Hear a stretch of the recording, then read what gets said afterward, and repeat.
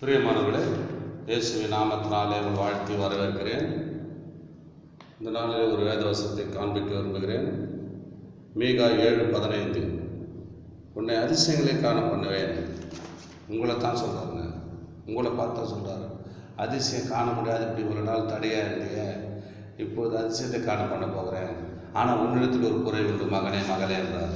என்ன காரணம் சொன்னால், நம்ம அநேக ஜெபத்துக்கு போயிருப்போம், ஜெபம் பண்ணியிருப்போம், பைபிள் வாசித்திருப்போம், ஆனாலும் நம்ம கீழ்ப்படியாமல் இருந்திருக்குங்க.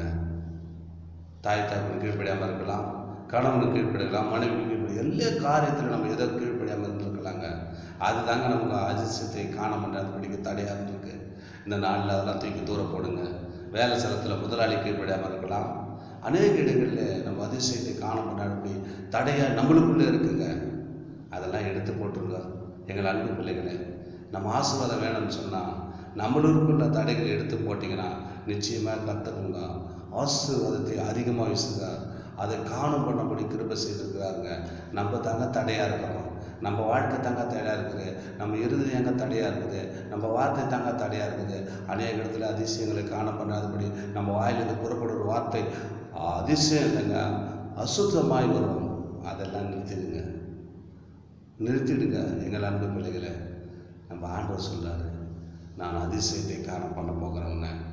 உங்ககிட்ட அதிசயம் வேணும்னா இதெல்லாம் எடுத்து போடு மகனே மகளே. நான் உண்மையாக உன் அதிசயத்தை காண பண்ணேன். இத்தனை நாள் நான் ஜெபித்திருக்கிறேன், ஆலயத்துக்கு போயிருக்கிறேன், எல்லா காரியத்தையும் உண்மையாக நடந்திருக்கிறேன், ஆனால் எனக்குள்ள அதிசயம் நடக்கலையா அப்படின்னு கேட்குறீங்களா? நடக்கும். நான் சொன்ன பாருங்கள், இப்போ அந்த வார்த்தையில் எடுத்து விட போடுங்க. மற்றவங்ககிட்ட தூசுமான வார்த்தை பேசாதீங்க.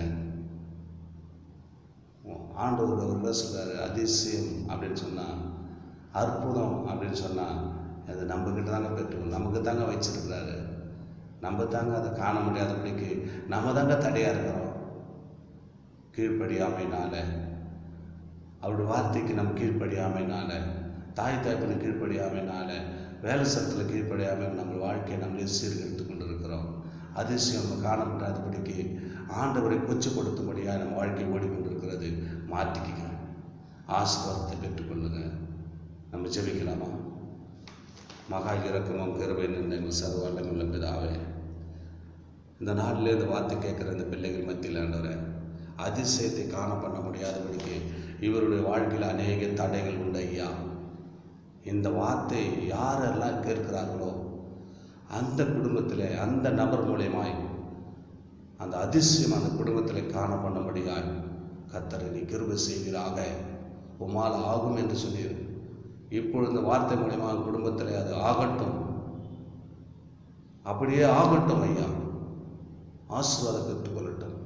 எவ்வளோ நாள் தடையாக இருந்து உங்கள் அதிசயத்தை காண முடியாது இருந்த பிள்ளைகள் மத்தியில், இந்த வார்த்தை கேட்டுக்கொண்ட பிள்ளைகள் மத்தியில் ஒரு அதிசயத்தை நீ காண பண்ணும்படியாய் இயேசுவின் நாமத்தில் ஜெபிக்கிறேன். ஆமென். God bless you.